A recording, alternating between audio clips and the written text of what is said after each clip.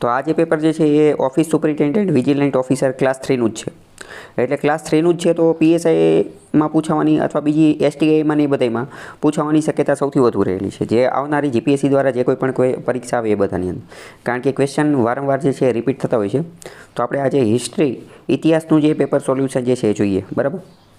હવે પહેલો ક્વેશ્ચન છે કે સિંધુ ખીણના લોકો જે છે એ કઈ ધાતુ વિશે જાણતા ન હતા? તાંબુ, સોનું, કાંસુ કે લોખંડ, કોના વિશે નહોતા જાણતા? તો તમને ખ્યાલ હશે કે સિંધુ ખીણની જે સંસ્કૃતિ હતી, બરાબર, એને બ્રોન્ઝ એજ કહેવામાં આવે છે, કાંસ્ય યુગ કહેવામાં આવે છે. એ કાંસ્ય યુગની હતી. બરાબર. તો કાંસ્ય યુગની હતી તો કાંસાનું તો જાણતા જ હશે, પહેલી વસ્તુ. બીજી વસ્તુ, સિંધુ ખીણની અંદર આપણે જોયેલું છે કે બ્રોન્ઝ, કાંસાની ઘણા બધા સ્કલ્પચર મળેલા છે. આપણે ડિટેલમાં એના વિશે ચર્ચા કરેલી છે. જે મોહેજો-દડોમાંથી ડાન્સિંગ ગર્લ જે મળેલી છે, ડાન્સિંગ ગર્લ, તો એ તો કાંસામાંથી મળેલી છે, બ્રોન્ઝમાંથી બનેલી છે.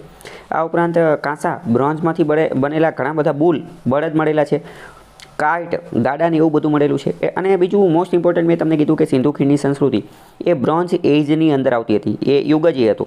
અને બ્રોન્ઝ એજ જે હતો એના ઘણા વર્ષો પછી લોખંડ યુગ આવે છે. લોખંડ યુગ, તો એની તો શોધ જે છે એ ભગવાન બુદ્ધ અને મહાવીર સ્વામી જે છે એના સમયગાળા દરમિયાન વૈદિક યુગની પછી જે છે એ થયેલી હતી. તો લોખંડ વિશે એ લોકો જાણતા ન હતા. તાંબાની વાત કરીએ તો તમને ખ્યાલ હશે કે રાજસ્થાનનું જે ખેતડી જે છે, રાજસ્થાનનું ખેતડી, ત્યાંથી એ લોકો તાંબુ લાવતા હતા. સોનાની વાત કરીએ તો સોના વિશે પણ એ લોકો સોનાના ઘરેણાને એ બધી વસ્તુ જે છે એ વાપરતા હતા. જો ખેતડી જે રાજસ્થાન, આ પ્રશ્ન પૂછાઈ શકે છે કે સિંધુ ખીણના લોકો જે આ કોપર જે છે, કોપર એ ક્યાંથી લાવતા હતા? તો રાજસ્થાનના ખેતડીમાંથી. રાજસ્થાનમાં તમને ખ્યાલ હશે કે જે અરવલ્લીની પર્વતમાળા જે છે, તો ત્યાંથી આ કોપર માઇનિંગ જે છે એ કરવામાં આવે છે, કોપરનું ખનન કરવામાં આવે છે. અને અત્યારે પણ ત્યાંથી કોપર મળે છે અને અત્યારે પણ ત્યાં કોપરનું એનું ખનન ને એ બધું જે છે એ કરવામાં આવતું હોય છે. બરાબર. તો ખેતડી એક મહત્ત્વનું બની જાય છે. એની માટે એક ખેતડી કોપર કોમ્પ્લેક્સ જે છે એ પણ આવેલું છે, જે ખેતડી નગરની અંદર આવેલો છે, અરવલ્લીની પર્વતમાળાની અંદર. ખેતડી નગર નામનું ગામ છે. ખેતડી કોપર કોમ્પ્લેક્સ, આખા કોમ્પ્લેક્સને નામ આપી દીધું છે ખેતડી કોપર કોમ્પ્લેક્સ, અરવલ્લીની પર્વતમાળાની અંદર જે છે આવેલો છે. તો સિંધુ ખીણના લોકો આ બધાનો ઉપયોગ જે છે એ કરતા હતા. ડાન્સિંગ ગર્લ જે છે આપણે બહુ પહેલાં વાત થઈ ગઈ છે, એ તો બ્રોન્ઝમાંથી બનેલી છે. બરાબર. તો લોખંડ વિશે એ લોકો જાણતા ન હતા. બરાબર. બીજી આપણે વાત કરીએ તો સિંધુ ખીણના લોકો જે છે એ ચાંદી વિશે જાણતા હતા કે ન હતા? તો કે ચાંદી વિશે પણ એ લોકો જાણતા હતા. સોનું અને ચાંદી બે વિશે જાણતા હતા.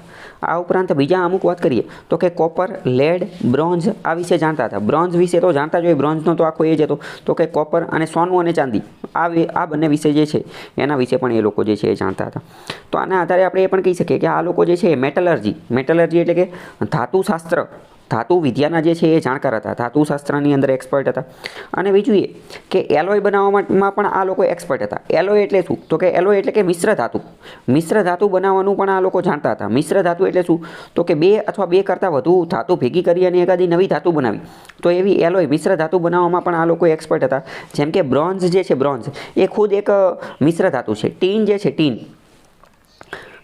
અને આર્સેનિક, આ બધા જે છે આર્સેનિક, બ્રોન્ઝ, એ બધાને સ્મેલ્ટ કરી અને કોપરની ને એ બધા અલગ અલગ જે છે એ બનાવતા હતા. અને બ્રોન્ઝના તો એ ખતરનાક સ્કલ્પચર જે છે બનાવતા હતા. આયરન વિશે એ લોકો જાણતા હતા નહીં. બરાબર.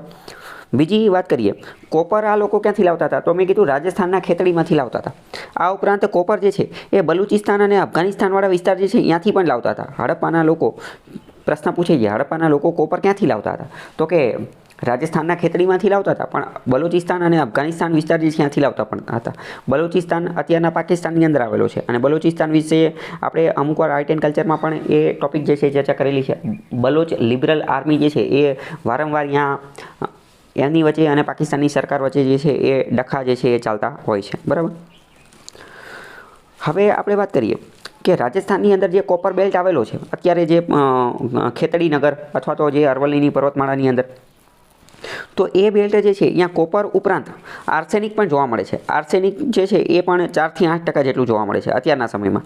તો એ પણ એક મહત્ત્વનો બની જાય છે. બીજો પ્રશ્ન જોઈએ. બીજો પ્રશ્ન એવો પૂછે છે કે વૈદિક યુગમાં ગાયને સૌથી ઉત્તમ ધન માનવામાં આવતું? વૈદિક યુગનો પ્રશ્ન છે.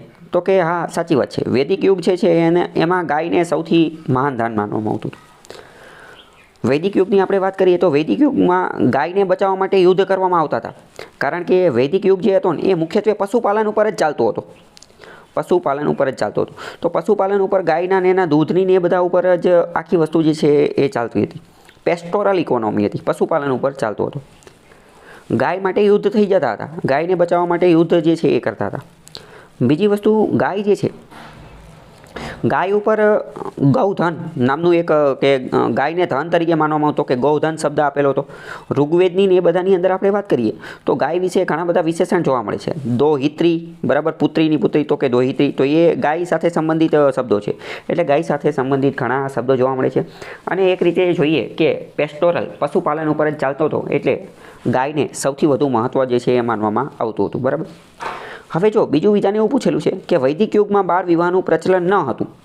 હવે એક રીતે જોઈએ ને તો આ એક રીતે વિવાદિત પ્રશ્ન કહેવાય. કારણ કે વૈદિક યુગ તો એક રીતે જોઈએ તો વૈદિક યુગ 2 વાર આવેલો હતો. એક તો જે વૈદિક યુગ જે પહેલાં આવેલો હતો એને વૈદિક યુગ કહેવાય, અને પછી જે આવેલો હતો ને એને લેટર વૈદિક એજ પણ કહેવાય છે. લેટર વૈદિક યુગ. તો એની વાત કરે છે. કારણ કે શરૂઆતમાં જે વૈદિક કાળ હતો ત્યારે તો ખાલી ઋગ્વેદ એક જ બન્યો હતો. શરૂઆતના જે વૈદિક કાળમાં ઋગ્વેદ એક જ, પણ લેટર વૈદિક એજ હતો એમાં બીજા બધા વેદ પણ બનવાનું ચાલુ થઈ ગયું હતું, અને પછી ઘણી બધી કુરીતિઓ આવવાનું ચાલુ થઈ ગયું હતું. તો અમુક ઇતિહાસકારો એવું કહે છે કે લેટર વૈદિક એજની અંદર ધીમે ધીમે બાળ વિવાહ જે છે એ શરૂ થઈ ગયા હતા. તો જો માત્ર અને માત્ર વૈદિક એજ જે ઋગ્વેદ કાળવાળો હતો એની વાત કરીએ તો એમાં બાળ વિવાહ ન હતા, એ વિધાન સાચું પડી જાય. પણ જો લેટર વૈદિક એજની તમે વાત કરતા હોય તો આ વિધાન ખોટું પડે. પણ અહીંયા ખાલી વૈદિક યુગ જ માનેલું લખેલું છે એટલે આપણે ખાલી એની જ વાત કરીએ તો આ વિધાનને આપણે સાચું ગણીએ. બરાબર. વૈદિક યુગમાં પિતૃસત્તાત્મક વ્યવસ્થા હતી તો એ વાત સાચી છે. એમાં પિતૃસત્તાત્મક જોવા મળતી હતી. ઘરનો હેડ કોણ હતો, ઘરનો મુખ્ય કોણ રહેતા હતો, તો કે જે મુખ્ય પુરુષ જે છે, મોટો પુરુષ જે છે એ હેડ રહેતો હતો. બરાબર. આની સરખામણીમાં આપણે સિંધુ ખીણની વાત કરીએ તો એવું કહેવામાં આવે છે કે સિંધુ ખીણની અંદર માતૃસત્તાત્મક વ્યવસ્થા જે છે એ જોવા મળતી હતી. બરાબર. તો વૈદિક યુગમાં પિતૃસત્તાત્મક હતી તો આમાં ત્રણેય વિધાન જે છે એ સાચા પડશે. અહીંયા હું તમને બીજી વાત કહી દઉં. અમુક વાર મેઇન્સ મુખ્ય પરીક્ષાની અંદર પણ અમુક વસ્તુ લખેલી હોય કે સમાજ વિશે વાત કરો, કે ઋગ્વેદિક કાળ સમાજ કેવો હતો, સિંધુ ખીણનો સમાજ કેવો હતો, મૌર્ય કાળનો સમાજ કેવો હતો, ગુપ્ત વંશની અંદર સમાજ કેવો જોવા મળતો હતો. તો ગમે ત્યારે આવો પ્રશ્ન પૂછે કે અહીંયા સમાજ કેવો હતો, ઓલાકણે ફલાણો ઢીકણો સમાજ કેવો હતો, તો શું લખવાનું આવડે?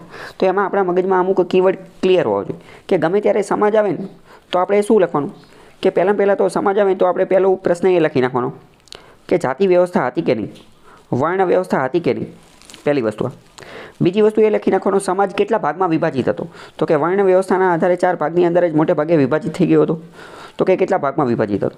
ત્રીજા નંબરનું મોસ્ટ ઇમ્પોર્ટન્ટ કયો ધર્મ જોવા મળતો હતો, તો કે હિન્દુ ધર્મ જોવા મળતો હતો, અને સાથે સાથે બૌદ્ધ અને જૈન ધર્મ જે છે એ પણ થોડા ઘણા અંશે જોવા મળતા હતા. એટલે કે બધા ધર્મ જોવા મળતા હતા, અને ટોલરન્સ જે છે બધા ધર્મની વચ્ચે જે છે સહિષ્ણુતા જોવા મળતી હતી. ચોથા નંબરની વસ્તુ શું લખવાની કે સ્ત્રીઓની પરિસ્થિતિ કેવી હતી, સ્ત્રીઓને અધિકાર મળતા હતા કે નહોતા મળતા. બરાબર. પાંચમા નંબરની વસ્તુ કઈ લખવાની કે ઘર પરિવાર જે છે, પરિવાર એના મુખ્ય વ્યક્તિ કોણ રહેતા હતા, પરિવાર માતૃસત્તાત્મક હતો કે પિતૃસત્તાત્મક હતો. આટલા પોઈન્ટ ઉપર તમે લખો એટલે કોઈ પણ સમાજ જે છે, કોઈ પણ સમાજ કેમ ન હોય, એ બધા કોઈ પણ સમાજ વિશે તમે 5-6 પોઈન્ટ જે છે એ આરામથી લખી શકો, અને તમને કોઈ એ ટોપિક વિશે તમે ડિટેલમાં ન વાંચેલું હોય તો પણ તમે જે છે એ ડીલ કરી શકો. ખ્યાલ આવ્યો? ઇન શોર્ટ આપણે શું કર્યું કે સમાજ જે છે એના અલગ અલગ ફોલ્ડર જે છે એ તૈયાર કરી નાખ્યા, એ આપણે ખોલવાની કોશિશ કરી. બરાબર. ચલો, આની જેવો જ એક બીજો પ્રશ્ન જે છે એ પણ પૂછાયેલો છે અર્લી વૈદિક પીરિયડ માટે. જો આજે આમાં ખાલી વૈદિક પીરિયડ આવેલું છે, તો વૈદિક પીરિયડ એક રીતે 2 હતા. એક તો અર્લી વૈદિક પીરિયડ એટલે કે પૂર્વ વૈદિક કાળ, અને બીજો છે લેટર વૈદિક પીરિયડ એટલે કે વૈદિક પીરિયડની પછીનો. તો આવો પ્રશ્ન ઓલરેડી એક પૂછાઈ ગયો છે, એને પણ આપણે ડીલ કરીએ કે ઋગ્વૈદિક સોસાયટી જે છે એ મેટ્રિયાર્કલ માતૃત્વ પ્રકારની સોસાયટી હતી. શું એ વાત સાચી છે? તો કે એ વાત અહીંયા જ ખોટી પડી જાય છે. કારણ કે માતૃત્વ પ્રકારની કઈ માતૃસત્તાત્મક કઈ હતી, તો કે સિંધુ ખીણની હતી. આ તો પિતૃસત્તાત્મક હતી. બીજું એવું કહે છે કે ઋગ્વેદ કાળ દરમિયાન ચાઇલ્ડ મેરેજ જે છે એ જોવા મળતા હતા, અને સતી જે છે એ જોવા મળતી ન હતી. તો એ વાત સાચી છે, કારણ કે અહીંયા તો ચોખ્ખું કહી દીધું છે કે અર્લી વૈદિક પીરિયડની વાત કરે છે. તો કે અર્લી વૈદિક પીરિયડની અંદર બાળ લગ્ન પણ નહોતા જોવા મળતા, અને સતી પ્રથા જે છે એ પણ નથી જોવા મળતી. બરાબર. તો એ સાચું છે. તો આવો બીજી વાર આવો ક્વેશ્ચન જે છે એ પણ પૂછાઈ શકે છે. જો ચાઇલ્ડ મેરેજ અને સતી આ બધું જે છે એ ધીમે ધીમે લેટર વેદિક પીરિયડની અંદર શરૂ થયું હતું. બાકી અર્લી વેદિક પીરિયડની અંદર જોવા મળતું ન હતું. અર્લી વેદિક પીરિયડની અંદર ચાઇલ્ડ મેરેજ પણ ન હતા અને સતી જે છે એ પણ હતું નહીં. બરાબર. અને ઋગ્વેદિક સમાજ પિતૃસત્તાત્મક હતો. અને બીજું એ કે ઋગ્વેદિક જે સોસાયટી હતી એનું મુખ્ય એકદમ નાનામાં નાનું યુનિટ કયું હતું, સોસાયટીનું, ફેમિલીનું નાનામાં નાનું યુનિટ કયું હતું, તો જે આપણે અત્યારે કેવું છે તો કે ઘર, આપણે ઘર કહીએ ને, ફેમિલી એટલે કે ઘર, તો એ સમયે જે હતું એ કયું હતું, ગ્રહમ. અને ગ્રહમનો જે હેડ હોય, ગ્રહમનો જે હેડ, એ હેડ કોણ રહેતો હતો, તો જે મોટો પુરુષ હોય એટલે કે જે સર્વોચ્ચ પુરુષ હોય એ રહેતો હતો અને એને ગ્રહપતિ કહેવામાં આવતું હતું. ગ્રહપતિ. અત્યારે પણ તમે જોયું છે કે હોસ્ટેલમાં એ બધી જગ્યાએ ગૃહપતિ જોવા મળતું હોય, તો એ શબ્દ આની ઉપરથી જ આવેલો છે કે ઋગ્વેદિક કાળમાં સોસાયટીનું નાનામાં નાનું એકમ ગ્રહમ રહેતું હતું અને એને હેડને ગ્રહપતિ કહેવામાં આવતું હતું. અને આ ગ્રહપતિ કોણ હતો, તો કે જે સિનિયર પુરુષ હોય એ હતો. મોનોગેમી જોવા મળતી હતી. મોનોગેમી એટલે કે મોનોગેમીનો મતલબ શું કે એક સ્ત્રી અને એક પુરુષ જે છે એ લગ્ન કરતા હતા. જ્યારે પોલીગેમીનો મતલબ શું થાય, પોલોગેમીનો મતલબ થાય બહુપત્નીત્વ, એક કરતાં વધુ પત્ની ધરાવતા હોઈએ. પણ અહીંયા તો મોનોગેમી જે છે એ જોવા મળતી હતી. પરંતુ અમુક રોયલ અને નોબલ ફેમિલીની અંદર, અમુક ઊંચા ઘરાના એ બધાની અંદર પોલીગેમી, બહુપત્નીત્વ જે છે એ પણ જોવા મળતું હતું. બરાબર. મહિલાઓને સમાન અધિકારો આપવામાં આવતા હતા, સમાન તક આપવામાં આવતી હતી, ઇન્ટલેક્ચ્યુઅલ ડેવલપમેન્ટ માટે એનું કામ કરવામાં આવતું. સ્પિરિચ્યુઅલ, અધ્યાત્મની અંદર પણ મહિલાઓ જે છે જોડાયેલી હતી. આપણે વાત કરીએ લોપામુદ્રા, બરાબર, પછી વિદુષી, લોપામુદ્રા, વિદુષી, આ ઘણી બધી મહિલાઓ જે છે એ ઘણી બધી મહિલાઓએ તો ઋગ્વેદના અને એની અમુક ઋચાઓ લખવાનું પણ કામ કરેલું છે. એટલે કે શરૂઆતનો જે ઋગ્વેદિક પીરિયડ હતો, અર્લી વેદિક પીરિયડ, એની અંદર મહિલાઓનું યોગદાન બહુ સારું એવું હતું અને મહિલાઓ જે છે એમને ઘણું અધિકારો પણ મળતા હતા અને ઇક્વાલિટી, સમાનતા પણ મળતી હતી. અપાલા, ઘોષા, લોપામુદ્રા, આ 3 મહિલાઓના નામ યાદ રાખવાના. અપાલા, ઘોષા, લોપામુદ્રા. આમાં નહીં લખેલા હોય, અત્યારે તમે નોટમાં લખી નાખો. અપાલા, ઘોષા અને લોપામુદ્રા. આ 3 એ મહિલાઓ છે કે જેણે ઋગ્વેદની ઋચાઓ જે છે એ તૈયાર કરેલી છે. તો પ્રશ્ન પૂછી જાય કે ઋગ્વેદની ઋચાઓમાં કઈ મહિલાઓનો ફાળો છે, તો આ તમારે લખી નાખવાનું. ઓકે. કે ભગવાન બુદ્ધે તેમનું પહેલું પ્રવચન જે છે એ કઈ જગ્યાએ આપેલું હતું, તો પહેલું પ્રવચન જે છે એ સારનાથની અંદર આપેલું હતું. હવે એમને જે છે એ સારનાથની અંદર આપ્યું હતું, એ બધી વસ્તુ બરાબર છે.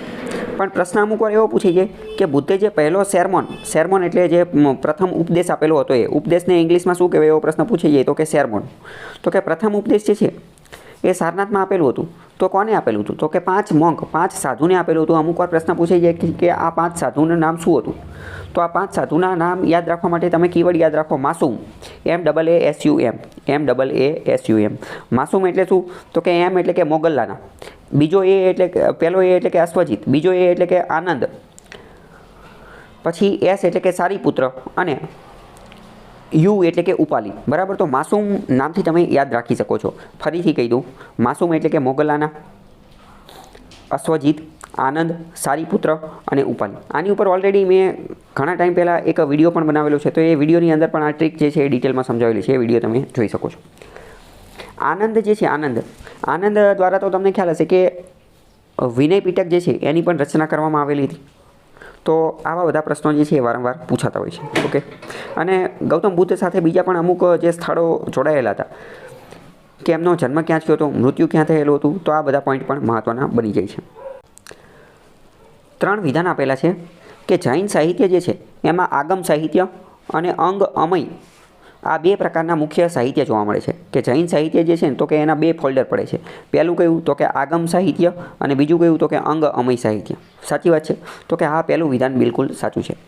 ગુજરાતની અંદર જૈન ધર્મ જે છે એનો દબદબો હતો. ગુજરાતની અંદર જૈન ધર્મ જોવા મળતો હતો. સોલંકી કાળમાં ખાસ કરીને વાત કરીએ તો કુમારપાળ જે છે એ જૈન ધર્મનો બહુ મોટો ચાહક હતો અને એટલે જ તો એને જે છે એ ગુજરાતનો અશોક કહેવામાં આવે છે. કેમ? કારણ કે અશોકે બૌદ્ધ ધર્મને લઈ અને ભારતમાં જે કામ કરેલા હતા એવા જ કામ કુમારપાળે ગુજરાતમાં જૈન ધર્મને લઈને કરેલા હતા, એટલે એને ગુજરાતનો અશોક કહેવામાં આવે છે. પહેલી વસ્તુ. તો ગુજરાતની અંદરથી પણ ઘણું બધું આગમ સાહિત્ય મળે છે અને ગુજરાતની અંદર આ કુમારપાળના સમયમાં અને બીજું જે જૈન ધર્મનું જે આગમ સાહિત્ય મળે છે એમાંથી ગુજરાતનો ઇતિહાસ જાણવામાં પણ મદદ મળે છે. તો પ્રશ્ન પૂછાઈ જાય કે આગમ સાહિત્યની, બીજી વાર વિધાન પૂછાઈ જાય કે આગમ સાહિત્યની મદદથી ગુજરાતનો ઇતિહાસ જાણવામાં મદદ મળે છે, વિધાન સાચું પડી જાય. બરાબર. બીજું એવું કહે છે કે દિગંબર સંપ્રદાય, આપણે વાત કરીએ જૈન જૈન ધર્મ જે છે તો આગળ જતાં એમાં બે ફાટા પડી ગયા હતા. એક તો દિગંબર એટલે કે દીક ઉપરથી શબ્દ આવે દિશા, કે આ લોકો માત્ર દિશાને જ પોતાના ભગવાન માનતા હતા. અને એ લોકો કોઈ પણ કપડાં પહેરતા ન હતા. અને બીજા કયા હતા? તો કે બીજા હતા શ્વેતાંબર એટલે કે શ્વેત અંબર એટલે શું થાય? તો કે અંબર એટલે કપડું થાય અને શ્વેત એટલે સફેદ. તો કે શ્વેતાંબર સંપ્રદાયના લોકો એ હતા કે જે સફેદ રંગના કપડાં પહેરતા હતા. અત્યારે આપણે જોઈએ તો અત્યારે તમે જોયું હશે કે જૈન ધર્મના અમુક જૈન મુનિઓ જે છે એ આજુબાજુ ફરતા હોય અને સફેદ રંગના કપડામાં ફરતા હોય છે. તો આ કયા હોય છે? તમે વિચારીને કહો તો ચલો, એ દિગંબર હશે કે શ્વેતાંબર હશે? એ કયા સંપ્રદાયના? એ શ્વેતાંબર હશે, કારણ કે સફેદ કપડાવાળા જે રહ્યા એ બધા શ્વેતાંબર હતા. અને જે દિશાઓને જ પોતાના ભગવાન માનતા હતા એ કયા હતા? એ દિગંબર. એ લોકો કપડાં પહેરતા હોતા નથી. ચલો, હવે મારો બીજો પ્રશ્ન કે જે મહાવીર સ્વામી ખુદ છે, મહાવીર સ્વામી, તો એ શ્વેતાંબરવાળા હતા કે દિગંબરવાળા હતા?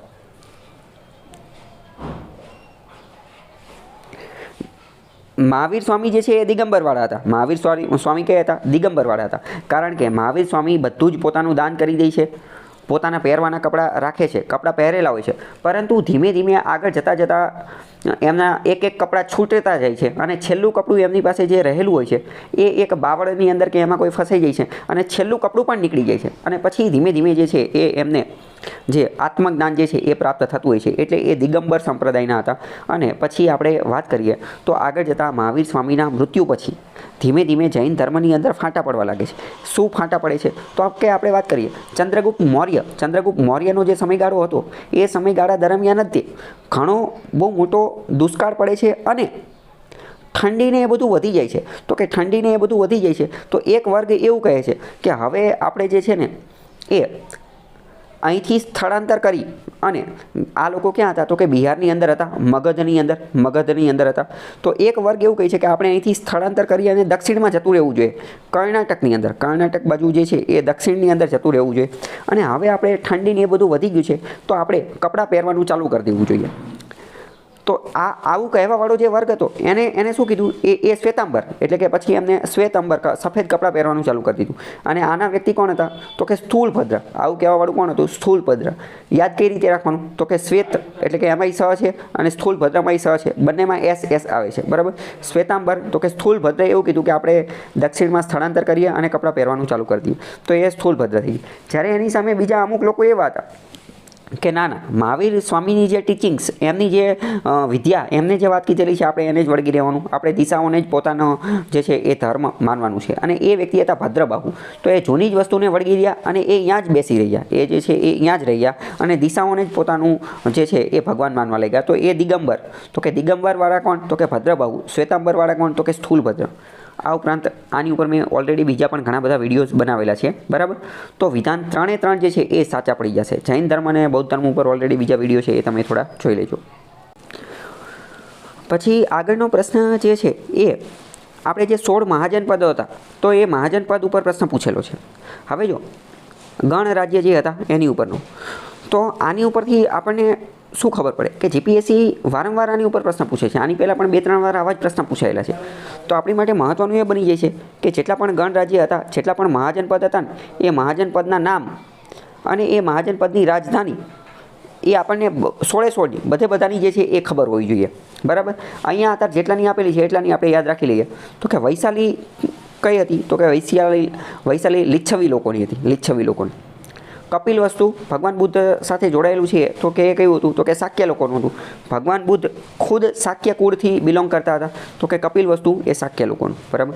મિથિલા જે છે, તો કે મિથિલા ક્યાંનું હતું? કે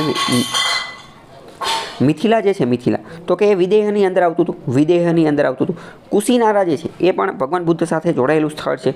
તો કુશીનારા જે છે એ મલ્લ સાથે જોડાયેલું હતું, બરાબર? તો આ બધા 16 તમારે એકવાર રિવાઇઝ કરી નાખવાનું, બધા યાદ રાખી લેવાના.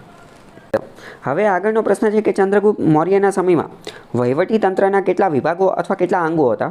તો હવે જો અહીંયા જવાબ 3 આપેલા છે, પણ હવે મારા મતે આ પ્રશ્ન થોડો કંઈક અધૂરો છે. કેમ? કારણ કે વહીવટી તંત્રના કેટલા અંગો હતા, પણ કઈ રીતે, કોની અનુસાર? જેમ કે ઇન્ડિકાની અંદર મેગસ્થનીસ જે છે એણે પણ આના વિશે વર્ણન કરેલું છે.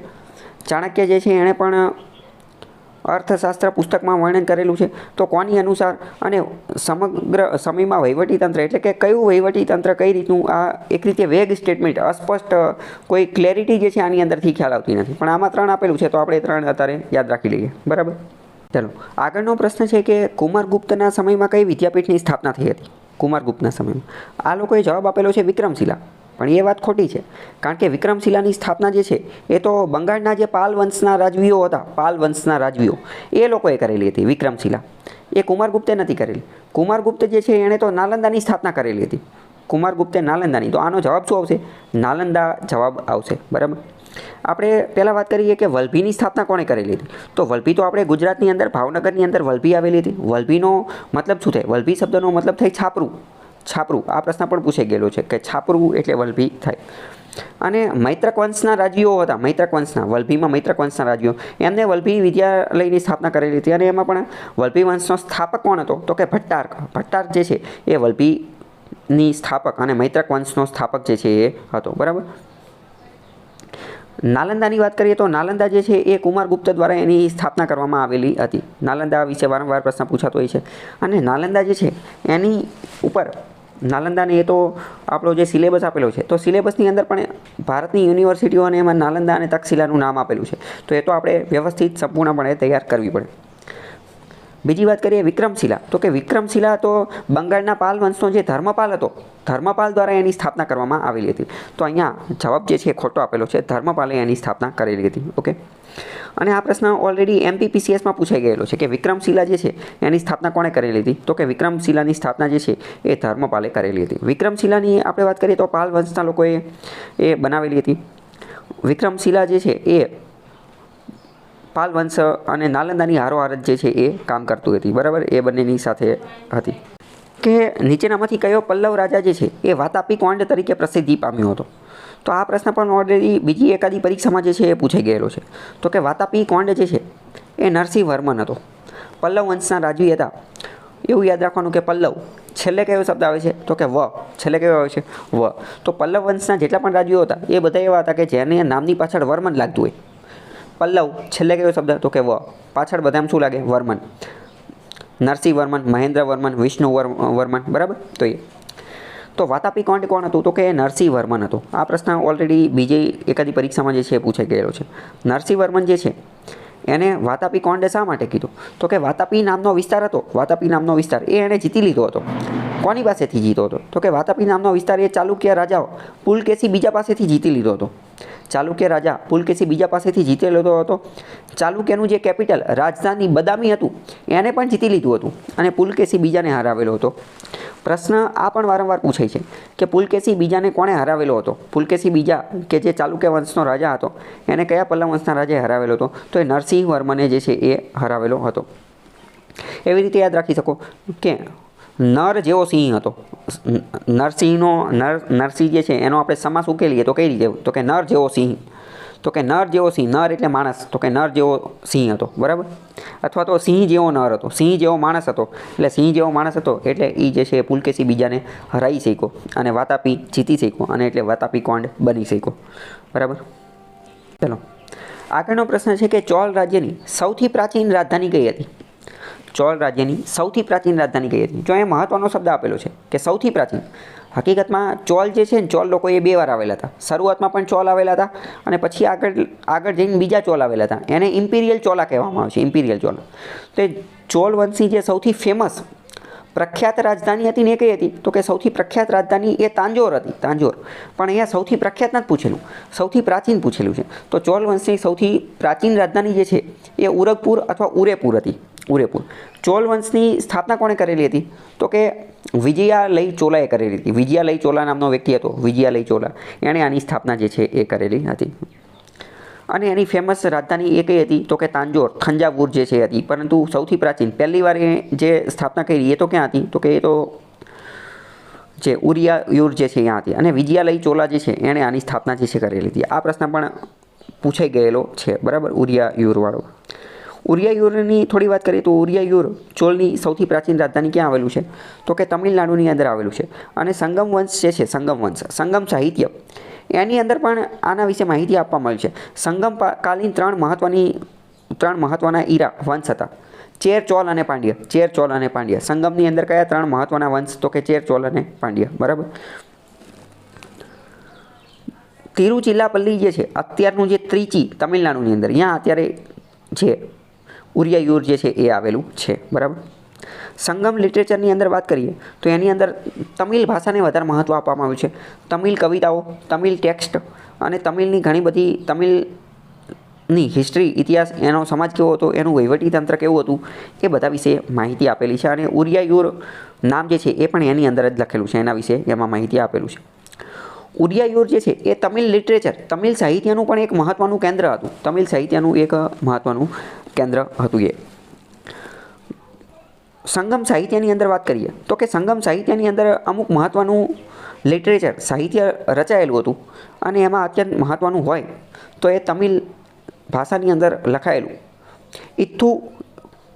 ઇટ્ટુ થોકાઈ અને પટ્ટુ પટ્ટુ, આ બંને ઉપર પણ પ્રશ્ન પૂછાઈ ગયેલા છે કે નીચેનામાંથી કયું સંગમ સાહિત્ય છે? તો કે પટ્ટુ પટ્ટુ અને ઇટ્ટુ ઠોકાઈ જે છે આ બંને એના છે. બરાબર. તંજાવુર જે છે, તાંજોરની વાત કરીએ તો એ તો આગળ જતાં જે બીજા ચોલ આવેલા હતા, ઇમ્પિરિયલ ચોલે, એમને એ રાજધાની બનાવેલી હતી. તો અહીં તો સૌથી પ્રાચીન જૂનામાં જૂની પૂછેલી છે એટલે ઉરિયાયુર આવશે. બરાબર. આગળનો પ્રશ્ન છે કે ગાયકવાડ રાજ્યમાં કયા રાજવીએ સમગ્ર રાજ્યમાં પ્રાથમિક કેળવણી ફરજિયાત કરી હતી? પ્રાથમિક કેળવણી જે છે એ ફરજિયાત કયા રાજવીએ કરેલી હતી? તો એ આપણે વડોદરાના જે હતા સયાજીરાવ ગાયકવાડે કરેલી હતી. પણ એ પણ એનો નંબર આપણને ખબર હોવી જોઈએ. તો કે સયાજીરાવ ગાયકવાડ ત્રીજા જે છે એમને આ કામ કરેલું હતું. અને બીજી એક વસ્તુ કે આજે સયાજીરાવ ગાયકવાડે આ સમગ્ર રાજ્યમાં કરેલું હતું પ્રાથમિક કેળવણી ફરજિયાત. પણ પહેલાં કંઈ શરૂઆત ક્યાંથી કરી હતી? તો કે શરૂઆત એમને અમરેલીથી કરી હતી. એ હતા ક્યાંના? તો કે વડોદરાના હતા. પણ અમરેલી જે છે ને એ પણ એમના કબજા હેઠળ આવતું હતું. એટલે પહેલાં પાયલોટ પ્રોજેક્ટ સ્વરૂપે પ્રાથમિક ધોરણે અમરેલીમાં શરૂ કર્યું હતું અને ત્યાં પહેલાં ચેક કર્યું અને પછી જે છે એ સમગ્ર રાજ્યમાં શરૂ કર્યું હતું. તો અમુક વાર આ પ્રશ્ન પણ પૂછાઈ જાય છે કે સૌથી પહેલાં ક્યાં શરૂઆત કરી હતી? તો કે અમરેલીની અંદર. અને સયાજીરાવ ગાયકવાડ ત્રીજા નંબરના રાજવી હતા. બરાબર. પ્રજાવત્સલ રાજવી હતા એટલે કેવા? પ્રજાવત્સલ એટલે કેવા? તો કે પ્રજા માટે ખૂબ સારું કામ કરેલું હતું. મહિલાઓ કન્યા શિક્ષણ જે છે એ પણ આપવાનું ચાલુ કર્યું હતું અને પ્રાથમિક શિક્ષણ ફરજિયાત બન્યું હતું. ફરજિયાત તો બનાવ્યું હતું, સાથે નિઃશુલ્ક ફ્રી જે છે ફ્રી આપવાનું ચાલુ કર્યું હતું. એ સમયે આપણે વાત કરીએ તો 1000 વિદ્યાર્થીઓ ઉપર એ $5 ખર્ચ કરતા હતા. 1000 વિદ્યાર્થીઓ ઉપર $5 ખર્ચ જે છે એ કરતા હતા. અને બરોડાની અંદર ને પછી તો ધીમે ધીમે આ બધી જગ્યાએ આ કામ કરેલું હતું. બરાબર. બરોડાના જે આ સયાજીરાવ તૃતીય જે છે એની આપણે બીજી વાત કરીએ. એક મિનિટ. જો એ સમયે કેવું હતું કે 1000 વિદ્યાર્થીઓ ઉપર $5 ખર્ચ થતો હતો. પરંતુ બરોડા જે છે ને, બરોડામાં ખાલી 55 વિદ્યાર્થીઓ ઉપર આ રાજા $5 ખર્ચ કરતા હતા. એટલે કે શિક્ષણ માટેનું જે ખર્ચ હતો ને એ ખૂબ વધારે થતો હતો. તો આ શું થઈ ગયું કે આપણે શિક્ષણ માટેનો કોઈ નિબંધ કે એવું કંઈ લખવાનું હોય તો એમાં તમે આ ડેટા લખી શકો કે આપણે ઇતિહાસમાંથી સમજવું જોઈએ. અત્યારે આપણે જે કોઠારી કમિશન આવેલું અને ન્યૂ એજ્યુકેશન પોલિસીને એ બધું આવેલું, એ બધાની અંદર એવું કીધેલું છે કે એજ્યુકેશન ઉપર GDPના 6% ખર્ચો થવો જોઈએ. પણ એ હજી સુધી આપણે એ ટાર્ગેટ સુધી પહોંચ્યા નથી. તો એ સમય એવો હતો કે ત્યારે 1000 વિદ્યાર્થીઓ ઉપર $5 ખર્ચ કરતા હતા. જ્યારે સયાજીરાવ તો ખાલી 55 વિદ્યાર્થીઓ ઉપર $5 ખર્ચો જે છે એ કરી નાખતા હતા. તો આ શિક્ષણનું કેટલું મહત્ત્વ હતું એ આપણને ખ્યાલ આવે. બરાબર. મહિલાઓને ઘણા બધા અધિકાર આપ્યા હતા. જ્ઞાતિ આધારિત ભેદભાવ દૂર કરવાનું એ બધાનું કામ કર્યું હતું. અને આપણે આજે બેંક ઓફ બરોડા જોઈએ, બેંક ઓફ બરોડા, તો એની અંતર્ગત બેન્કિંગ સેક્ટરને પણ પ્રોત્સાહન આપ્યું હતું. ટેક્સટાઇલને, હેવી ઇન્ડસ્ટ્રીઝને, ભારે ઉદ્યોગોને એ બધાને જે છે એ પ્રમોશન જે છે એ આપ્યું હતું. બીજી આપણે વાત કરીએ કે આજે ગાયકવાડ વંશના બરોડાના જે રાજવીઓ જે છે તો કે 1857નો જે સંગ્રામ થયો ને, 1857નો સંગ્રામ, તો એ કોની તરફ હતા? તો કે 1857ના સંગ્રામ તરફ એમને તો ઈસ્ટ ઇન્ડિયા કંપનીનો સાથ આપેલો હતો. એટલે કે અંગ્રેજોનો સાથ આપેલો હતો. આપણો સાથ આપેલો ન હતો, અંગ્રેજોનો સાથ આપેલો હતો. તમને એવું લાગે તો આ તો ગદ્દારી કરી નાખી, એવું કેમ કર્યું?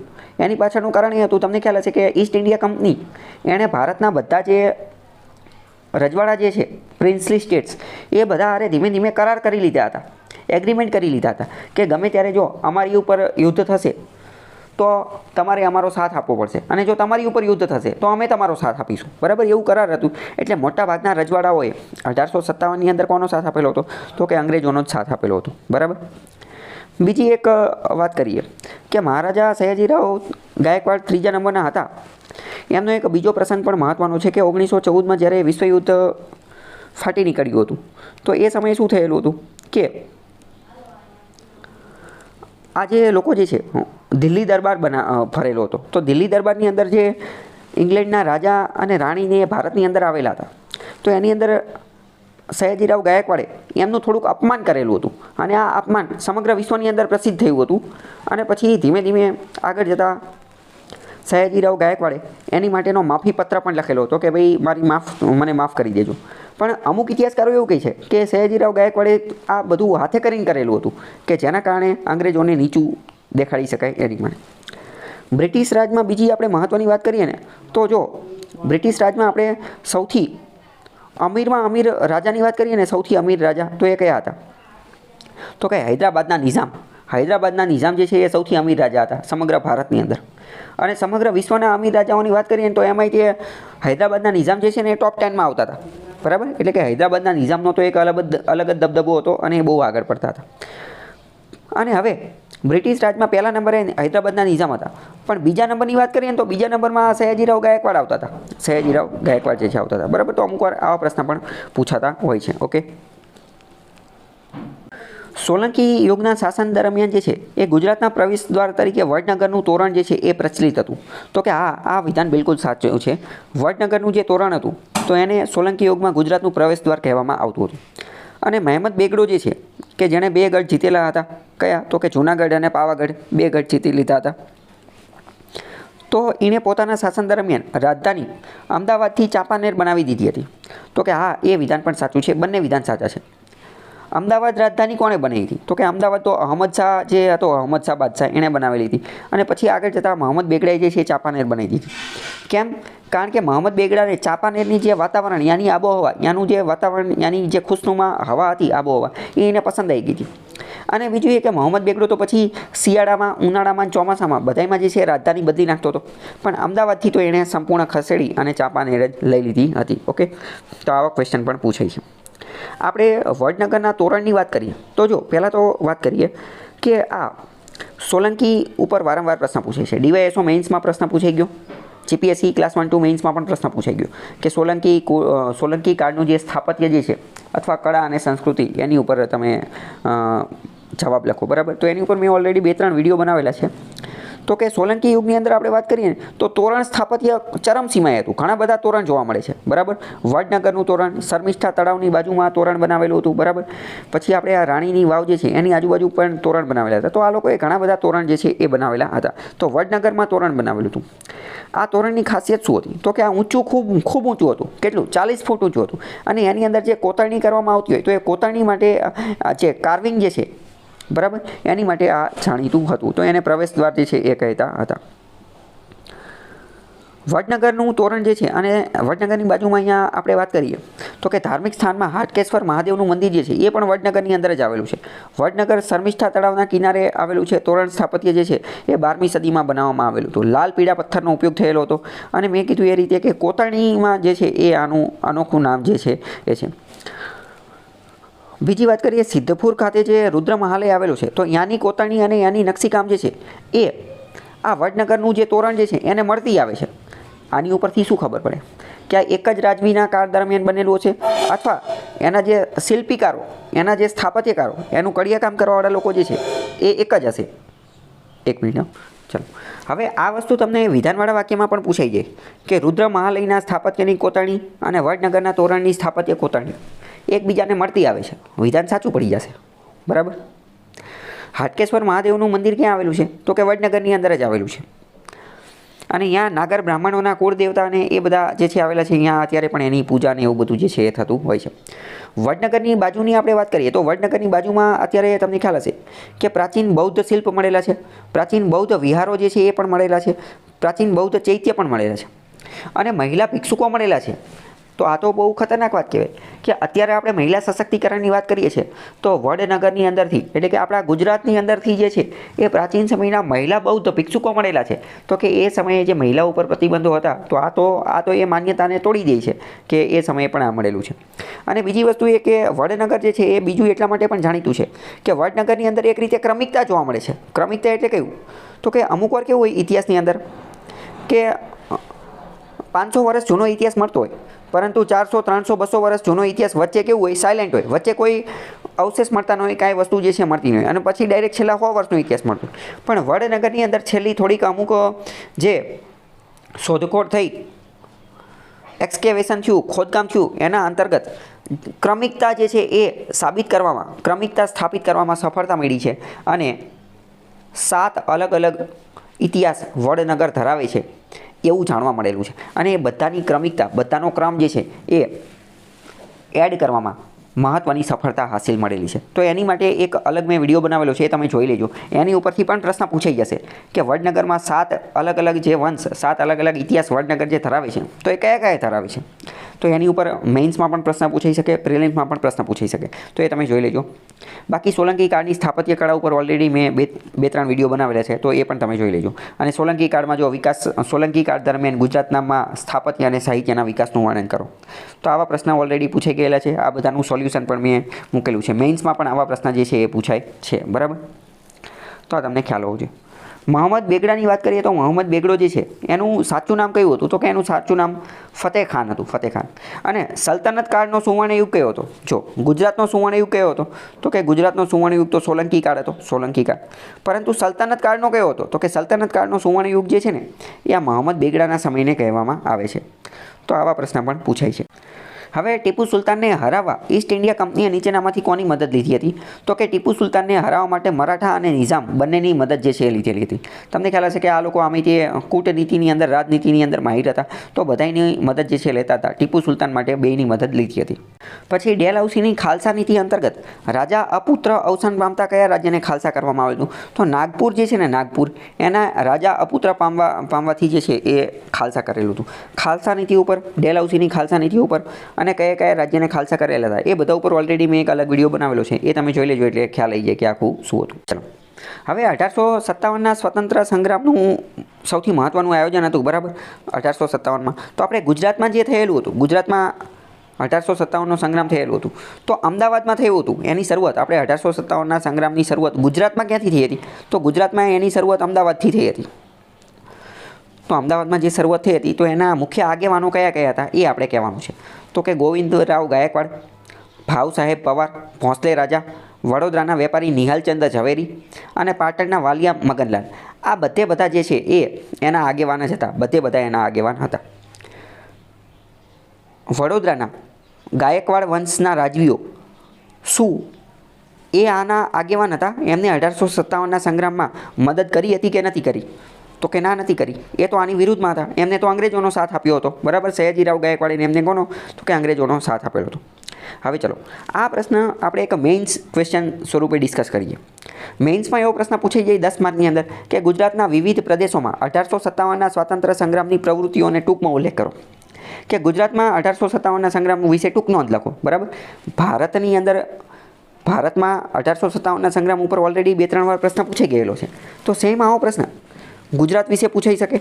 બરાબર, તો એની માટે આપણે જોઈ લઈએ કે પહેલાં આપણે ઇન્ટ્રોડક્શન આપી દેવાનું કે ગુજરાતમાં અમદાવાદથી શરૂ થયો હતો. આ ઉપરાંત કયા કયા વિસ્તારમાં હતો? તો કે નાંદોદ, દાહોદ, ગોધરા, રેવાકાંઠો એટલે કે નર્મદાની આજુબાજુનો વિસ્તાર. એટલે કે ઇન શોર્ટ વાત કરીએ તો કે મધ્ય ગુજરાતની આજુબાજુ આ બધા કયા છે? તો કે મધ્ય ગુજરાતવાળા છે. મહીકાંઠો, લુણાવાડા, અમદાવાદ, સુરત, વડોદરા, ભરૂચ આ બધા જોવા મળતા હતા. બરાબર, એ બધી જગ્યાએ એટલે કે મધ્ય ગુજરાતની અંદર. પહેલાં અમદાવાદથી શરૂઆત થઈ હતી તો અમદાવાદ સૈન્યની જે 7મી રેજિમેન્ટથી શરૂઆત થઈ હતી. 7મા નંબરની રેજિમેન્ટ હતી એ.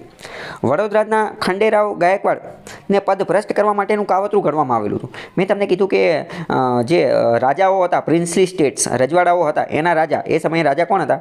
તો કે ખંડેરાવ ગાયકવાડ. એ લોકોએ તો અંગ્રેજોનો સાથ આપેલો હતો એટલે લોકોએ બળવો કર્યો. તો લોકોએ બળવો કરીને એવું વિચાર્યું કે આપણે રાજાઓ જે છે રાજાને એના પદ ભ્રષ્ટ કરી નાખવી, એના શાસન ઉપરથી કાઢી નાખીએ. તો આવું કાવતરું જે છે એ ગુજરાતમાં આપણે કરવામાં આવેલું હતું. કોણે કર્યું હતું? તો કે વિજાપુરના નિહાલચંદ ઝવેરી અને પાટણના મગનલાલ જે છે એમને આ કામ કરેલું તો નિહાલચંદ ઝવેરી અને પાટણના મગનલાલે. આ ઉપરાંત બીજા વાત કરીએ તો કે ખેડાના ઠાકોર જયસિંહ એમને જન્મટીપની સજા આપેલી હતી. આ પ્રશ્ન પૂછાઈ ગયેલો છે કે 1857ના સંગ્રામ બદલ જન્મટીપની સજા કોને આપી હતી? તો કે ખેડાના ઠાકોર જયસિંહને. ખેડાના ઠાકોર જયસિંહ. આ ઉપરાંત વાત કરીએ આણંદના એક હતા મુખી ગરબડદાસ, તો એનું પણ યોગદાન અત્યંત મહત્વનું હતું. આણંદના મુખી ગરબડદાસ. આણંદના મુખી ગરબડદાસને કાળા પાણીની સજા આપવામાં આવી હતી. પ્રશ્ન વારંવાર પૂછાઈ ગયેલો છે કે ગુજરાતના કયા વ્યક્તિને કાળા પાણીની સજા પડેલી હતી? કાળા પાણીની સજા એટલે શું? તો કે અંદમાન નિકોબારની અંદર જે સેલ્યુલર જેલ આવેલી હતી એ સેલ્યુલર જેલ જે છે અહીંયા જેલમાં પૂરી દેતા હતા અને એ કોટડી એકદમ નાની હોય અને આ દિવસ રાત શું થાય કંઈ થાય એ કંઈ ખબર પડે નહીં, એટલે એને કાળા પાણીની સજા કહેતા હતા. અને ત્યાંની આબોહવા વાતાવરણ પણ એવું હતું કે વ્યક્તિ જલ્દીથી બીમાર થઈ જાય અને જલ્દીથી મરી જાય. તો ગુજરાતના મુખી ગરબડદાસ પ્રથમ એવા વ્યક્તિ હતા કે જેને આ સજા થઈ હતી અને પછી આગળ જતાં એનું મૃત્યુ પણ થયેલું હતું. એટલે 1857ના બળવામાં પ્રથમ શહીદ થનાર ગુજરાતી સ્વાતંત્ર્યવીર કોણ હતા? તો એ મુખી ગરબડદાસ હતા. બરાબર. હવે બીજી વાત કરીએ. સરદાર પટેલ જે છે, સરદાર વલ્લભભાઈ પટેલ, એમના પિતાનું નામ હતું ઝવેરભાઈ. તો એમના પિતા જે ઝવેરભાઈ હતા ને એમને પણ 1857ના સંગ્રામની અંદર ગુજરાતની અંદર મહત્ત્વની ભૂમિકા ભજવી હતી. ઝવેરભાઈ જે છે ઝવેરભાઈ એમને ઇન્દોરના જે રાજવીઓ હતા, ઇન્દોરના રાજવીઓ હોલકર, ઇન્દોરના રાજવીઓ કયા હતા? હોલકર, એમને બોલાવ્યા હતા અને ઝાંસીના લશ્કર સાથે રહી અને લડ્યા હતા એવી માહિતી મળે છે. ચલો, હકીકતમાં આ જે હોલકર લોકોને એ બધા હતા ને એ મરાઠાનો જ એક ભાગ હતા. મરાઠા લોકો હતા ને, મરાઠા લોકો એના અલગ અલગ ફાંટા પડેલા હતા. એમાંનો એક ફાંટો હતો ગાયકવાડ. એટલે એક રીતે ગાયકવાડ લોકો રહ્યા ને એ પણ કોણ હતા? તો કે મરાઠા જ હતા. મરાઠાનો એક બીજો ફાંટો કયો હતો? તો કે હોલકર હતા, હોલકર. બીજો એક ફાંટો કયો હતો? તો કે ભોંસલે હતો. અને આની સિવાય હજી એક ફાંટો હતો, એ તમારે હોમવર્કમાં યાદ કરવાનું છે. બરાબર. તો અલગ અલગ ઇન શોર્ટ આ બધા હતા તો મરાઠા જ. તો પ્રશ્ન આ પણ વિધાનવાળા વાક્યમાં પૂછાઈએ. 1857ના ક્રાંતિમાં જે છે એ ગુજરાતમાં દક્ષિણ ગુજરાત જે છે એ એકંદરે શાંત રહ્યું હતું. દક્ષિણ ગુજરાતમાં એટલું બધું કંઈ જોવા મળતું હતું નહીં. પંચમહાલની વાત કરીએ, પાવાગઢવાળો વિસ્તાર, તો અહીંયા હુસેન ખાન અને ભીલ લોકો જે હતા, ભીલ લોકો એમને ગેરીલા યુદ્ધ પદ્ધતિ અપનાવેલી હતી. શિવાજી જે અપનાવતા હતા એ, અને અંગ્રેજોને 1.5 વર્ષ સુધી જે છે એ હંફાવી દીધા હતા.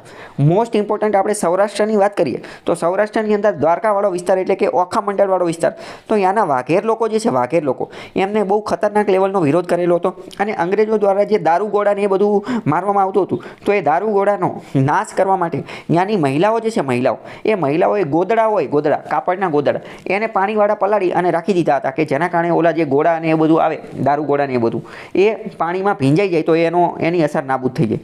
અને ઓખા મંડળની અંદર વાઘેરનો વિરોધ થયો હતો અને ઓખા મંડળની અંદર જો કોઈ મહિલાએ બહુ મહત્ત્વની સક્રિય લીડરશિપ, નેતૃત્વની ભૂમિકા ભજવી તો એનું નામ હતું જોધા માણેક. જોધા માણેક ઉપર વારંવાર પ્રશ્ન પૂછાઈ ગયેલો છે કે જોધા માણેક નામ કોની સાથે સંકળાયેલું છે? બરાબર. તો 1857નો ગુજરાતનો જે સંગ્રામ થયો હતો એની અંદર. બીજી વાત કરીએ તાત્યા ટોપે જે છે, તાત્યા ટોપે એણે ગુજરાતની અંદર ટહેલદાસ ઉપનામ હેઠળ જે છે એ છોટા ઉદેપુરની અંદર ક્રાંતિકારી પ્રવૃત્તિ કરેલી હતી. નાના સાહેબ જે છે, નાના સાહેબ એમને દયાનંદ સરસ્વતી નામ ધારણ કરી દીધેલું હતું અને અમુક ચળવળની અંદર ભાગ લીધેલો હતો.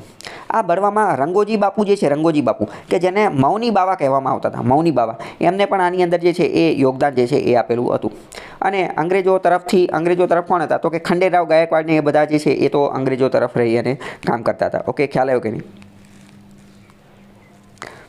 બીજું, સૌરાષ્ટ્રના અમુક રાજવીઓ જેમ કે ભાવનગરના રાજા, મોરબી, ગોંડલ, ધાંગધ્રા, આ બધાના રાજાઓ, બધા જ રાજા પ્રિન્સલી સ્ટેટ્સ, રજવાડા, એમને કોનો સાથ આપ્યો હતો? તો એમને અંગ્રેજોનો સાથ આપ્યો હતો. એટલે એના કારણે આ વિપ્લવ તો કેવો થયો હતો? તો કે નિષ્ફળ રહ્યો હતો. એટલે આપણે એક રીતે કન્ક્લુઝનમાં શું આપી શકીએ? કન્ક્લુઝન એવું આપી શકીએ કે 1857નો સંગ્રામ જે છે ને એ પહેલાં તો અમુક વિસ્તારો પૂરતો જ સીમિત હતો, મર્યાદિત વિસ્તારોમાં હતા. પહેલી વસ્તુ કારણ કે એ સમયે ભારત જેવી કોઈ વસ્તુ હતું નહીં. એટલે ભારતની અંદર નેશનલિઝમ, રાષ્ટ્રવાદ જેવી કોઈ વસ્તુ પણ હતી નહીં.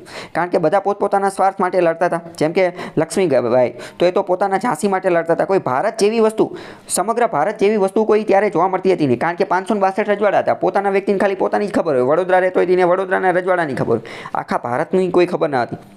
પરંતુ આ સંગ્રામ સમગ્ર ભારતમાં થયેલો હતો. એટલે ધીમે ધીમે એક રીતે શું થયું? તો કે બીજ નાખવામાં, રાષ્ટ્રવાદના બીજ ઉમેરવામાં, રાષ્ટ્રવાદના બીજ રોપવામાં જે છે એ આ પ્રથમ એવો સંગ્રામ હતો કે જેણે સમગ્ર ભારતની અંદર રાષ્ટ્રવાદના બીજ રોપવામાં મહત્ત્વની ભૂમિકા અદા કરેલી હતી. આ પ્રથમ એવું કામ કરેલું હતું. આવું અમુક ઇતિહાસકારો કહે છે. બરાબર. તો મેઇન્સમાં પ્રશ્ન પૂછાય તો તમે આ રીતે લખી શકો. આગળનો પ્રશ્ન છે તત્વબોધિની સભાની સ્થાપના કોણે કરેલી હતી 1839માં? તો કે 1839માં તત્વબોધિની સભા જે છે એની સ્થાપના દેવેન્દ્રનાથ ઠાકોરે કરેલી હતી, દેવેન્દ્રનાથ ઠાકોર.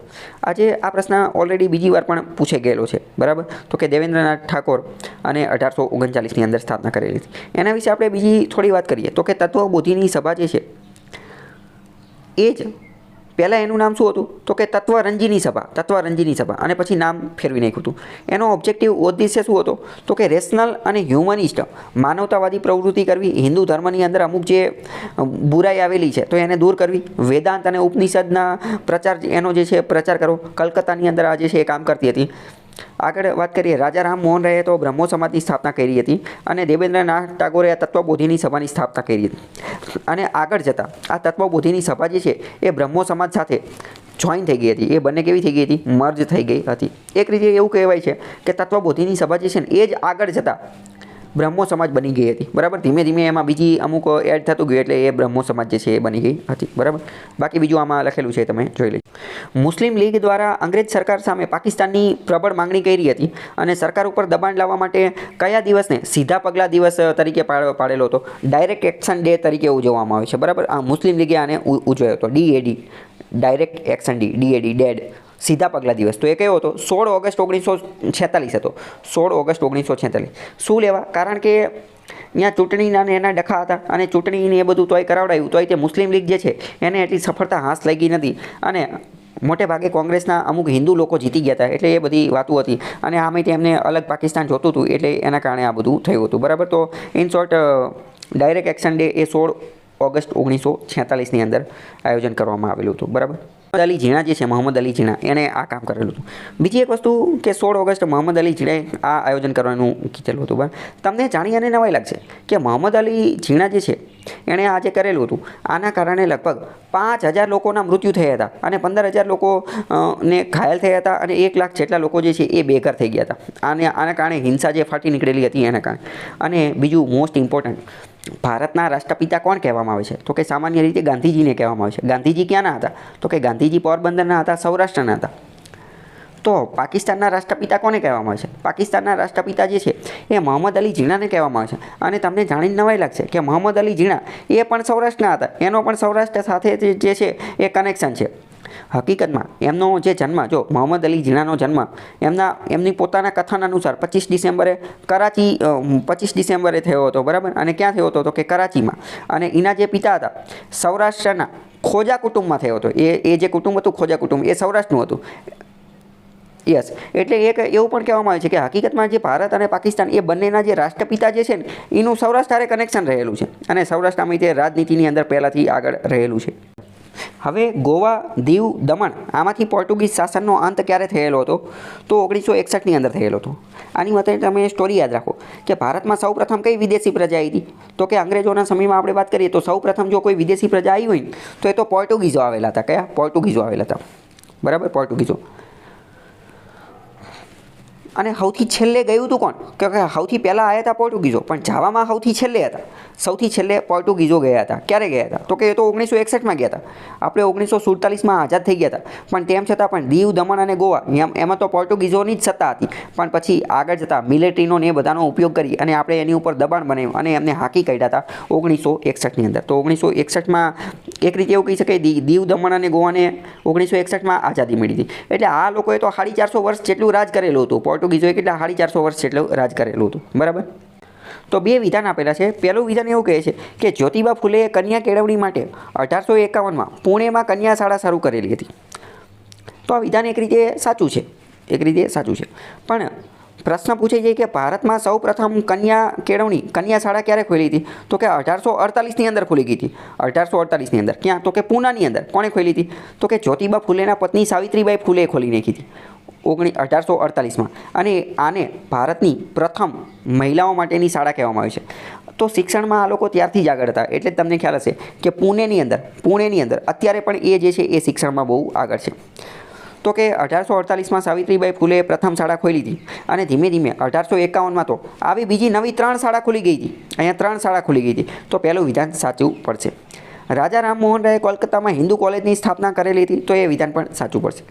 જ્યોતિબા ફૂલે જે છે એને ગુલામગીરી જે છે નામનું પુસ્તક લખેલું હતું. ગુલામગીરી નામની પુસ્તક લખેલું હતું. અને સત્ય શોધક સમાજ જે છે એની સ્થાપના કરેલી હતી. સત્ય શોધક સમાજ, સત્યની શોધ કરવી. એવું પ્રશ્ન લખેલું હતું. અને આ જે જાતિવાદની એ બધા ઉપર જે છે એ કામકાજ કરેલું હતું. જાતિવાદી દૂષણને દૂર કરવા માટેનું ને એ બધું કામ જે છે એ કરેલું હતું. આપણે સાવિત્રીબાઈ ફૂલે જે પ્રથમ મહિલા શાળા જે ખુલેલી હતી ગર્લ્સ સ્કૂલ પુણેમાં, એ 1 જાન્યુઆરીએ નવા વર્ષના દિવસે જ તે 1 જાન્યુઆરી 1848માં જે છે એ ખોલી નાખી હતી. બરાબર. તો આવા પ્રશ્ન અમુક વાર પૂછાતા હોય છે, એ તમને ખ્યાલ હોવો જોઈએ. અને આજે પૂનાની અંદર અત્યારે પણ એ સ્કૂલ આવેલી છે અને એને નેશનલ મેમોરિયલ ઘોષિત કરવામાં આવ્યું છે. પૂનાની એ સ્કૂલને અત્યારે નેશનલ મેમોરિયલ જે છે એ ઘોષિત કરવામાં આવ્યું છે. બરાબર. ચલો.